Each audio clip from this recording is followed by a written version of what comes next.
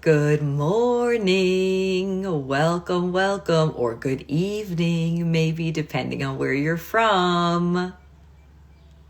I'm going to give everybody a minute to join us this morning, and I'm going to sip my tea. Good morning, or good evening. I would love to know where you're joining us from. Please throw it in the comments. Where are you joining us from? What part of the world are you in? I am in Connecticut right now. Oh yes, I see some flags, although I do not recognize that flag. So tell me what country that is from. Yes. Thank you, everybody. We're going to be talking about confidence today. I got some friends here from India. Beautiful. Oh my goodness. Welcome, everybody. Egypt is in the house. Yes. Las Vegas is in the house. I love this. Oh my gosh, this is so much fun. All right, MD, is that Minnesota? Where's that from? And let me know, can you guys hear me okay? I've got my earbuds in. I'm hoping that you can hear me all right. If somebody can just give me a thumbs up. Wisconsin, Saudi Arabia, welcome. All right, thumbs up. Can you guys give me a thumbs up? Can you hear me all right? Hello. What are your questions about confidence? You guys, I feel like confidence is like a big mystery that people make it seem like it is so hard. Oh, good. Thanks, guys. You can hear me. I think you'll make it seem like confidence is very complicated. Well, I'm going to break it down for you today, and I'm going to teach you the secret to confidence. It's actually not as mysterious as you think it is. Are you excited for that? Do you love that? Yes. Oh, I'm loving all of these flags. Hey there. I'm so happy to see everybody. All right, let's get started. All right, so if you don't know VAHDAM India and you just stumbled upon this, well, you have just met an incredible company. I am a certified tea-aholic, okay? I drink, I don't know how much tea every day, but I looked it up one time to make sure that I was in the normal range. And in the UK, they drink like 8 to 9 cups a day. So I'm at about 6 right now. And right now I'm having some vanilla chai. I like everything vanilla. Everything. They make a matcha vanilla. Everything with vanilla, I'm into. So VAHDAM is doing this amazing initiative called Be Well. And what they've done is they've brought together me as a mental health expert. They've brought in yoga teachers. They're bringing in people from all different sectors of wellness, because VAHDAM's not just about like tea. They're about well-being. It's a company that supports our well-being, which is why they have all of these teas that have incredible herbs, and they alchemize them so that they can help us maintain our health, mind, body, and spirit. And so I am very grateful that I get to be here. My name, if you don't know me, I am Bianca Rodriguez, and I am located usually in Los Angeles, California, and I'm a licensed marriage and family therapist, which is basically the name of a therapist in the state of California. But they call my level of therapist a psychotherapist, a licensed clinical counselor. So basically what I do is, nice to meet you too. I get to sit with people and work with people that are struggling with all different types of issues, from anxiety to addiction to depression to low self-esteem to, oh my gosh, people with a history of trauma. And I've been doing this for over 15 years, and I have a master's in the arts and a master's in education from Columbia University in New York City. So that is me. If you want to know more about me, you could just go over to You Are Complete. I just launched a membership program so that I can teach all of these things that I am very passionate about how do you become your best self and live a life where you feel free to be yourself, just on July 1st. Okay, so here we go. Okay, all right. Oh, if you want to collaborate with me, you just go over You Are Complete. If you want to collaborate with VAHDAM, you just slide into their DMs. Now, let's see. We already have a question. Oh my God, here we go. All right, hold on, everybody. First, I'm going to tackle your questions in 1 second. You guys throw the questions, and I am here to be of service to you. All right, confidence. Today we're talking about confidence. Confidence. How do you build confidence? What is confidence? Okay, confidence is not a mystery. Confidence just means that you feel secure in your ability to perform a certain skill. Confidence, you're not just born with confidence, and some people are not born with confidence. You actually have to earn and build confidence. And you build confidence when you build what we call competence. So today, I was struggling to log on, okay? Now, I am not particularly confident in my ability to navigate technical situations because I don't have a ton of practice doing that.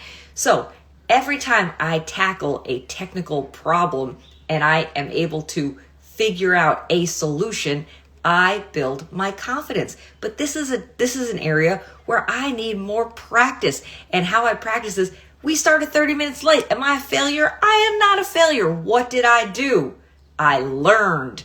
I didn't fail. I learned. What did I learn? I learned we should probably try to log in sooner in case there's tech problems. We probably should keep the same password for the whole time that I'm going to be logging on to this particular account. And I don't know, I got to make sure that things are either capitalized or not capitalized. When people are giving me different passwords, I should probably ask them that. And I probably should take some more deep breaths because I was getting myself a little worked up. You guys, I learned, and now I'm here and everything's great. Okay.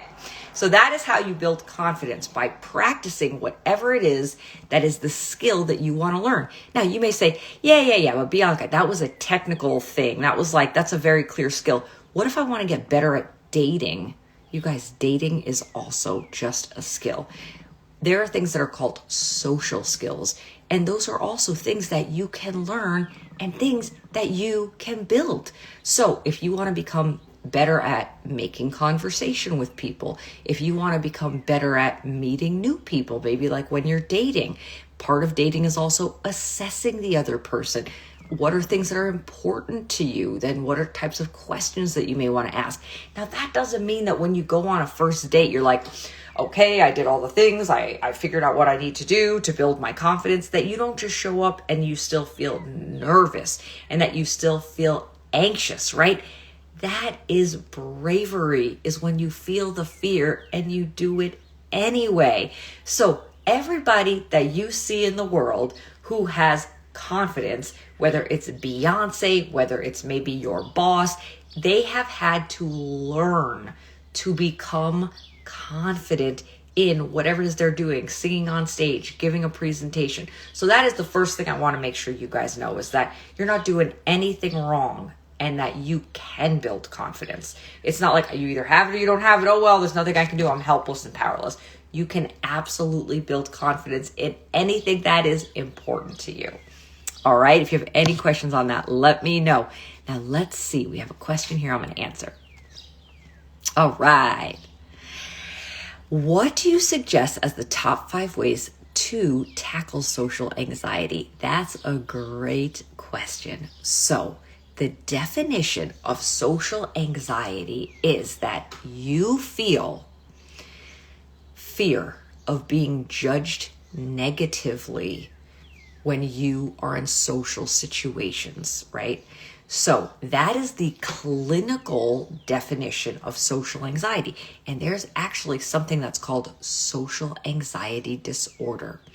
And social anxiety disorder is when a person has such tremendous fear of being negatively judged in social situations that they avoid going into social situations, or they experience so much anxiety that maybe they have an anxiety attack when thinking about going into social situations, that it impacts their ability to enjoy social interactions. Now, that is the diagnosis of social anxiety disorder. But a lot of the time, many of us have a flavor of some of these things that we see in the psychology diagnosis sort of book, right? So you might not meet all of the things that I just said about social anxiety disorder, but you may say, I am really afraid of being judged in certain social situations, and it makes me really anxious. I show up, but maybe I like fumble on my words, or I'm like really sweating a lot and my heart is beating. Like I do it, I show up, but it's really hard for me. So I'm going to give you some tips that you can use no matter how severe the anxiety is in social situations. Okay. So first things first, if you are familiar with my work, you will know that I am really, really a proponent of breathing techniques. Okay. When you slow down your breathing, so think about it. When you're anxious or stressed, right, your body naturally starts to breathe more shallow and often faster. That's actually a healthy response, because if there was something really stressful happening, like, oh my gosh, a car was coming and you saw it and it was going to hit you, your body is so smart that it takes action so that you react very quickly, right? So stress is not a bad thing. Stress is actually something that we need, and our stress response is important because it helps us to survive. Now, when your anxiety though is through the roof because you're going in to talk to, I don't know, a coworker about a project you're working on, and you have some ideas about how you want to change it, and you're like, I don't want to get them mad, I don't want to do this, right? It's not really a dangerous situation, but your brain has somehow assessed that it is a dangerous situation. And so you're having that reaction. And so your heart might start beating faster and your breathing might get more shallow. Now, when you are having a stress reaction and it's not actually a stressful situation, you want to learn how to regulate that stress. And so one of the easiest things you can do is, before you go into any situation that you feel stressed out about or anxious about, is you will do some deep breathing. And by deep breathing, you're going to breathe all the way down into your diaphragm. You can see my belly expands, and you're going to exhale and your belly's going to go back. Okay. So there are wonderful breathing techniques that you can find on my Instagram at You Are Complete. If you join my Facebook group, I give away a lot of free information. Just go to my Instagram, go to the link in bio, join the Facebook group, and you'll see in there are a lot of breathing techniques. If you practice yoga, you can bring those breathing techniques in. Some of the apps have really great, the meditation apps have breathing techniques in. But really practicing slowing down the breath and noticing how it shifts what you're thinking and what you're feeling. Okay, that's number one.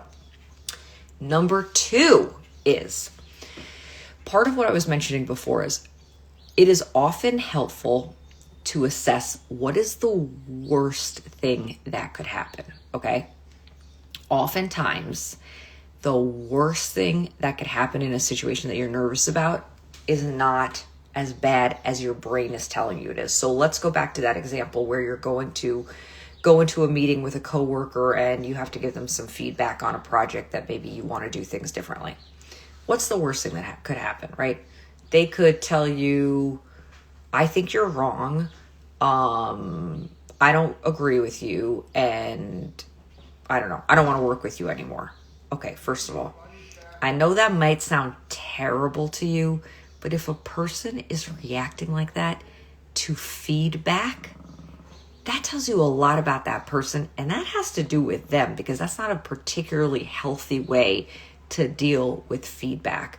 So a lot of the work that we get to do when we're working with, honestly, any type of relationship and any relationship issue is what I call the 3 types of business. So there's your business, there's other people's business, and then there's your higher power's business. Now, you could believe in God, you could believe in the universe, you could believe in Mother Nature. It doesn't, you get to define, right? Whatever it is that's a power that's greater than you.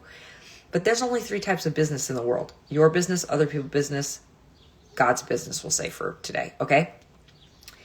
So, your business is, we have a project to do. I have some ideas about this project. I'm going to share my ideas about this project with this person.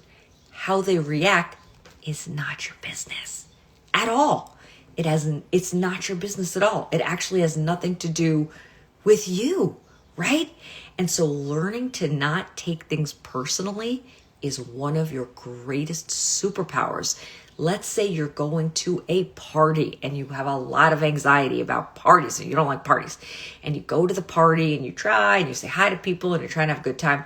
And maybe you're like, man, a lot of people didn't talk to me for that long, or I was talking to that person and then they left really quick. Maybe I said something wrong, maybe not. Maybe that person had to use the restroom. Has that ever happened to you when you're out? You're like, I gotta go.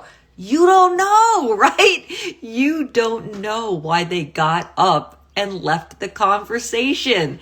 And when you try to take all of that on, you are going to be overwhelmed, okay? It is not your business, okay? That's another thing you can do to overcome social anxiety and honestly to make all of your relationships better, okay? Well, actually, that's the third thing. So the first thing is breathing. The second thing is what is the worst case scenario, right? That could happen. It's usually not the most horrible thing in the entire world. You would survive probably, right? 3 is knowing whose business is whose and not getting involved with other people's business. And just let me give you one more tip on that. If you're like, wow, Bianca, this is really hard to do though. Like if that person at my work really reacted that way and like got mad at me for giving them feedback, like I would be really stressed out. That's okay. You get to learn how to self-soothe, and that's between you and your connection to spirit, source, whatever it is, right? A lot of our work is on our reactions and learning how can I soothe myself when somebody is upset with me, when I feel like I screwed something up, right? What is a nice way that I could talk to myself to make myself feel at ease? Kind of like when you are working, when you're working with little kids, or if you're a parent, right? If a child was afraid to go into their class, right? You wouldn't say, just get it together. Just go to kindergarten. Like, what is the big deal? What's the big deal, kid? You wouldn't do that, right? You would be like, it's going to be okay. I'm going to be here for you when you get back. You can go play and do these things and have fun. Do you want to bring your stuffed animal? Would that make you feel better? Right? So that's the way that we need to learn to talk to ourselves. Oh my God, you guys are giving me so many questions that I just have to move on. All right. So speak to yourself kindly, self-soothe, right? And another thing that you can do when you're dealing with social anxiety is give yourself realistic expectations. Okay. So if you struggle with anxiety when you're giving a presentation at work, right? Don't be like, you know what I'm going to do? I'm going to knock this out of the park. It's going to go perfectly. Well, nothing is perfect, but I'm not going to get nervous at all. I'm going to do this. I'm going to do that. Really try to think about where you are at. So like, what was the last presentation I gave and what can I do to just either improve it a little bit or learn something new?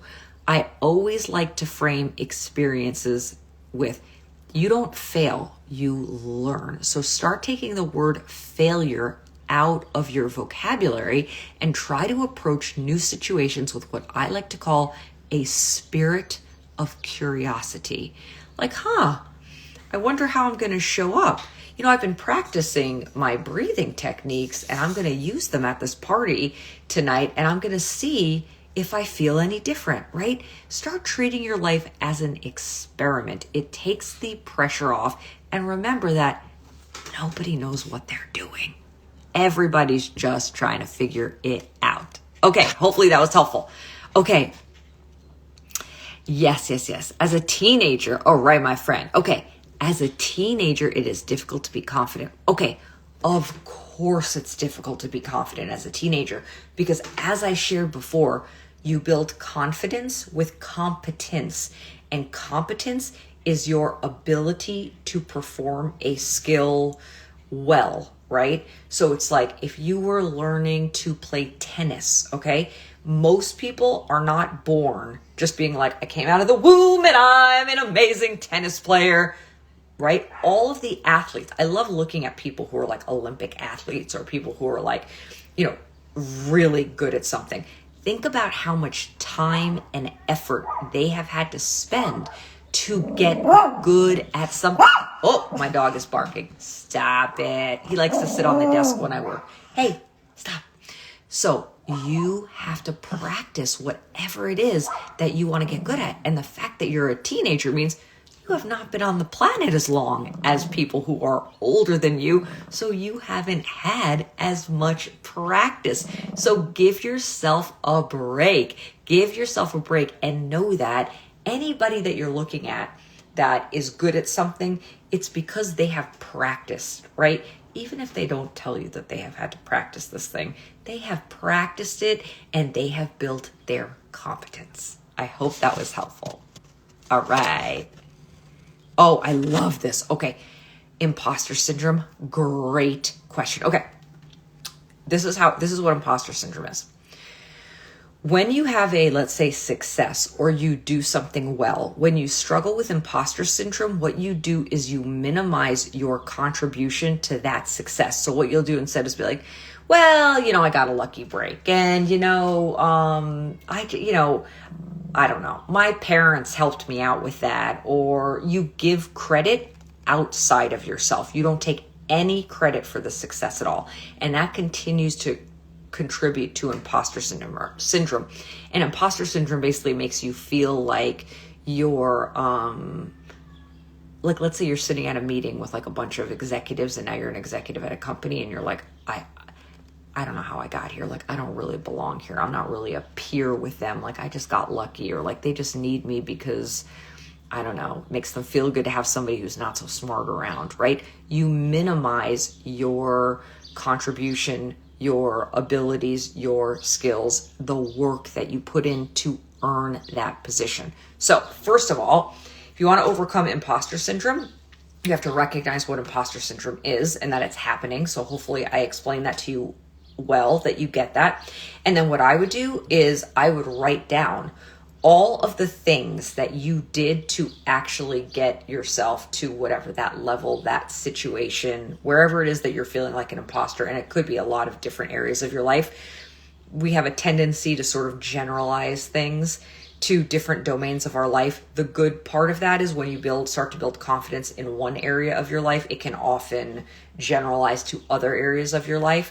So that's the good and the not so good of the way generalization works in human beings. But yes, I would start to write down all the things you did to get there. So like, right, I'm a person who was lucky that my parents paid for my undergraduate college, right? I was very lucky that my parents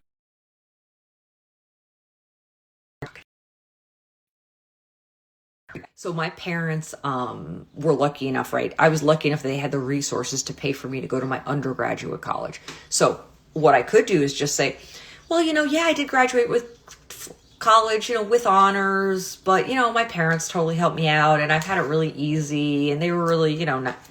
Okay. Yes, it is true that I am a lucky person in that my parents had the resources to send me to college, but they didn't do any of my homework. They didn't show up to my classes. They didn't put in the effort to get, to graduate with honors. They didn't, drive back and forth and do all of the, if I think all the effort that I put in to accomplish a college degree. So look at it that way, by writing down all of the things you had to do, even if they seem small. Even if you're like, well, I have to feed myself every day before I, go work, this many hours and I've got to take my kid to do blah, blah, blah. It's like, write down all the things that you have physically and mentally done to attain that level. And that will help you with your imposter syndrome. Okay. How do you overcome procrastination? Okay. This is a controversial thing that I would like to tell you. I think there's a lot of wisdom in procrastination. When you don't want to do an activity, it's because you most likely don't like it or are not good at it. I think that when you're procrastinating on something, you should look at it and go, why am I doing this activity? Do I have to do this activity? Can I resource this activity out? Now, let's say you're like, I procrastinate on, I don't know. Like I procrastinate sometimes on billing because I'm not really a math person, right? So sometimes when I have to do the billing of my clients, I will procrastinate. I used to, not anymore, but I used to procrastinate because I just it's like not fun and it's numbers and I have this thing where I get numbers mixed up and blah, blah, blah. So what I did was I found a system, right? For me, there's a system that I can use as a therapist where I put all my client information in and I put all their credit cards in and blah, blah, blah, blah, blah. And now it's very easy. I can bill everybody in like 10 minutes. So I did have to set up a system to make it easier. And sometimes the beginning of setting up a system, and I kind of had to do the research, but now it's like very easy. It's systemized to do that, right? And then I hired a bookkeeper because, I have a couple of businesses and there's a lot of stuff with taxes and stuff. So then I have somebody that helps me with that. Now, you may say, this is something that I cannot pay somebody else to do. I can't, have somebody else do. Then take stock and know that as you're building your life, there are certain activities that you don't like doing. And so hopefully as you continue to build your life, you can start to find ways to do less of those activities. Look, I built my businesses by myself. I worked my ass off. I've taught myself to do a lot of different things that I have not liked doing. But for me, if I brought it back to the intention of why I was doing it, that would help keep me motivated. And I also think it's great to pair something that you don't like doing with something that you like doing, like tea. Honestly, this is probably why I get a lot of stuff done, is you can put on really great music. You can make a cup of tea. You could make a hot chocolate. You could say, you know what, when I have to do this activity, maybe it's on a computer, I'm going to go to a cafe and I'm going to just try to do it because it's more fun to do it outside of my environment. So pairing things that you don't like doing with things that you enjoy doing can make it very, very helpful if it's something that you can't just stop doing or, have somebody else take off your plate. So it's kind of a two-pronged answer depending on where you're at in your journey. I hope that was helpful. Okay, let's see.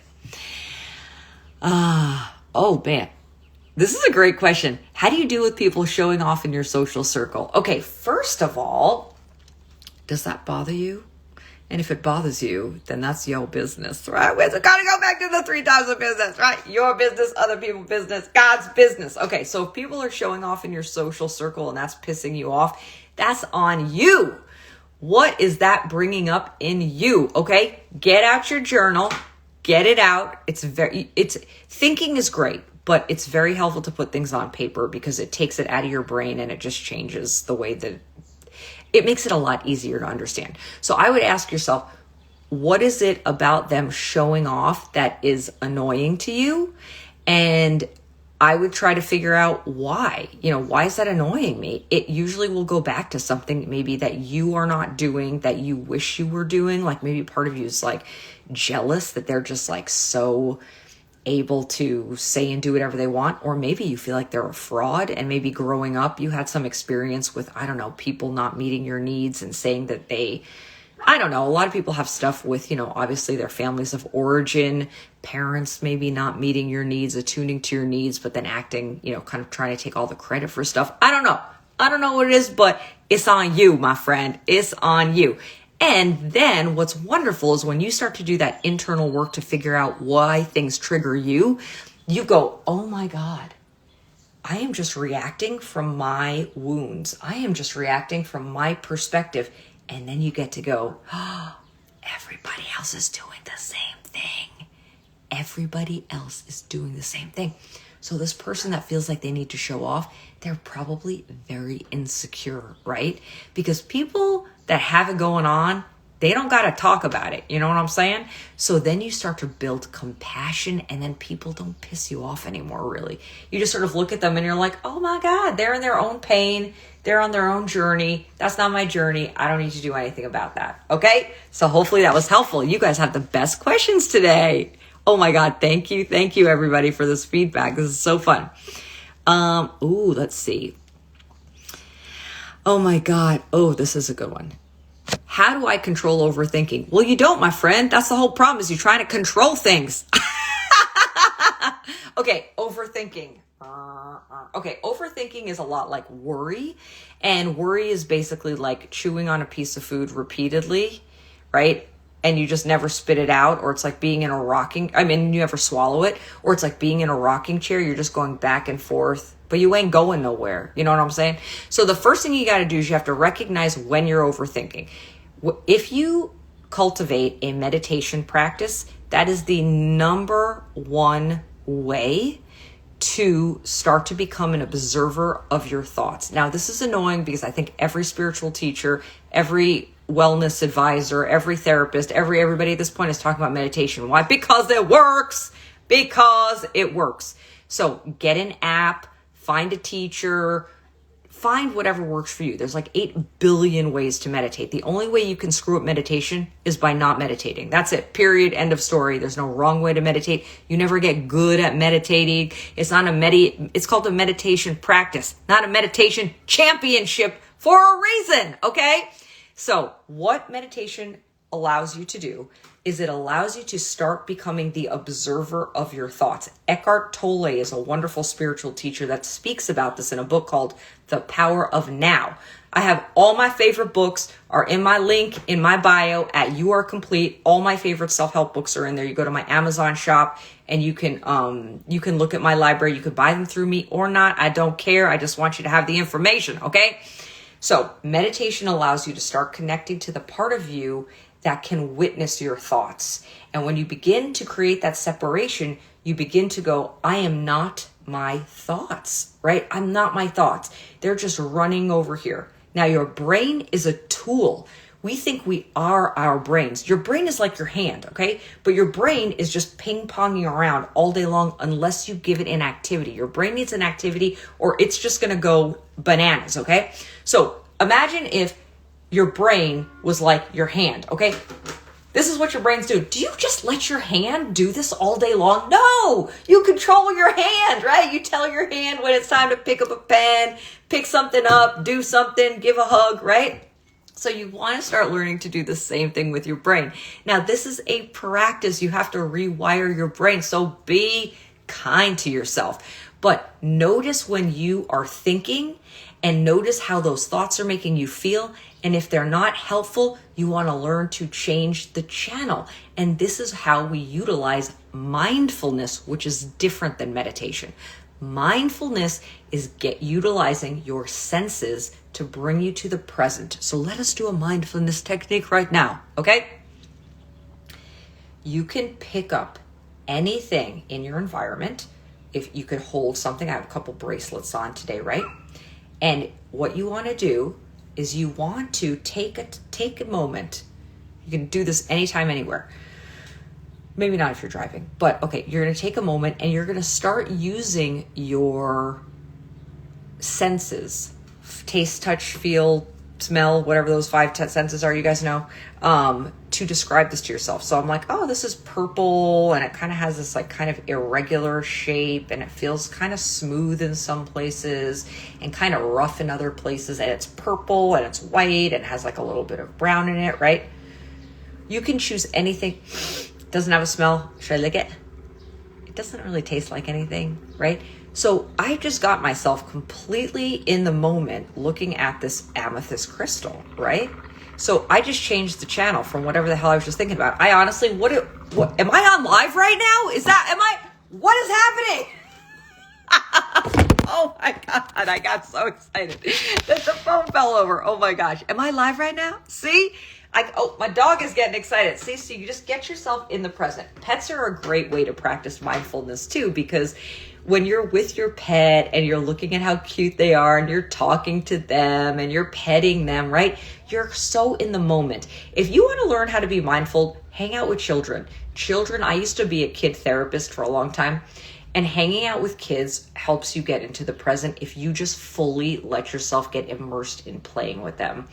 Everything else falls away. Now, if you're a parent, probably not, because you got to do that all day long with them. But, I used to do sessions with kids for 30 to 45 minutes, and it was like one of the best mindfulness practices I'd ever had.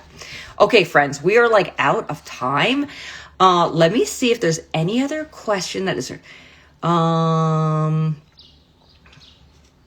let's say, oh, good. I'm glad you guys found this helpful. Okay, this is totally well, I guess this is kind of on topic. So this person is asking me, how do you start a small business? So that's something that you definitely are going to have to learn to build confidence in. And honestly, you do it just by doing it. I had a vlog. I had like a podcast that also had a video that I did for 52 weeks. I did it every week for a year. And let me tell you, when I first started doing it, every week I would send an email out and I would share in the email, this is the episode and this is where you can find it and this and the other thing. I would be up till like midnight obsessing over the email. Does it work? Does it not work? Does it make sense? Is it okay? Blah, blah, blah. And what I've gotten really good at doing in the past, I think 5 years, is I just hit send, right? It used to be so much work for me to just hit schedule the email. Like it's going to go out to however many people were on the mailing list, right? 200 people, let's say. And I would just be like, I can't look at it anymore. Like it's the best I think it's going to be. Like it's not going to be perfect. I think that's honestly the best advice I'd give you guys on anything. It's never going to be perfect. Don't make it, try to make it perfect. Just do it. Just do the thing, right? Bravery is when you're afraid and you do it anyway. And so I think when you're starting a small business, it's the same as starting to learn how to play tennis, starting to date, starting to, take on more responsibility at work, and I think if you think about life as the purpose of your life is to grow, that is it. The purpose of your life is to grow, is to expand, is to become the fullest expression of yourself. If you are in fear over doing some things, congratulations. You are not sitting on the sidelines, right? Just in your comfort zone. If you're getting out of your comfort zone, even if you make yourself look like a complete dodo, you can always do my favorite honest assessment, okay? These are 3 questions whenever I do something new. Oh my gosh, I have to do this on something right now. You guys just reminded me. Thank you. My dog's going nuts right now. Okay, if you want to start assessing yourself so you can stop beating yourself up, you just ask yourself these 3 questions. What went well? What could go better? What will I do differently next time? There's no, where did I suck? Why am I horrible? And I'm never going to leave my house again. No, it's totally objective, and it could also include other people. This is great if you manage a team. What went well? What did we do well? Right? Write it all down. What could go better? What could go better? I could have probably gotten the login information for this event, maybe an hour before instead of 50 minutes before and been on time. That's okay. We all made it here. Everybody's here. We're having a great time. It happened, right? What will I do differently next time? That's where you gain wisdom. Wisdom comes from doing things, learning from it, and then changing your behavior based on that information, right? That's how you gain wisdom. That's why old people are so wise, because they have had so many experiences. So if you're putting yourself out there in the world, then you are going to gain wisdom. My last piece of advice is do not take advice from people who are not also in the arena of life getting their asses kicked. Don't do it. If people are sitting on the sidelines, they're on social media saying like, I don't agree, or blah, blah, blah, blah, blah, and they're not out there in life trying new shit, building businesses, living, doing the stuff. Don't take anybody's advice if they're not doing it. Those people are cowards, and they are just out there trying to make themselves feel empowered by making you feel smaller. And don't let anybody make you feel smaller, because you are magnificent creatures. And I love you guys, and I am so happy we did this today. I am going to be back next week talking about more things, wellness, mental health. We have a topic chosen, and I forgot what it was because I'm so excited about this one. All right, if you have any questions, I go live every Thursday at 3 p.m. California time, Pacific Standard Time. It's called Tea with B. I'm usually sipping VAHDAM tea, and I literally just answer all your questions just like this, whatever you want to talk about. So pop on over to You Are Complete. Go get yourself some VAHDAM tea. You get 15% off when you use the code Bianca15. Get that tea on sale. I highly recommend the matcha vanilla, the chai vanilla, and there's this new hibiscus tea iced that is to die. The packaging is pink. I don't know what else is in there. Thank you so much for having me, VAHDAM. I love you guys. You're one of my favorite partners I have ever had in this world. I cannot wait to come to India and be on that tea estate with you guys. It is one of my dreams. I love you all. I will see you very soon, and have a beautiful day.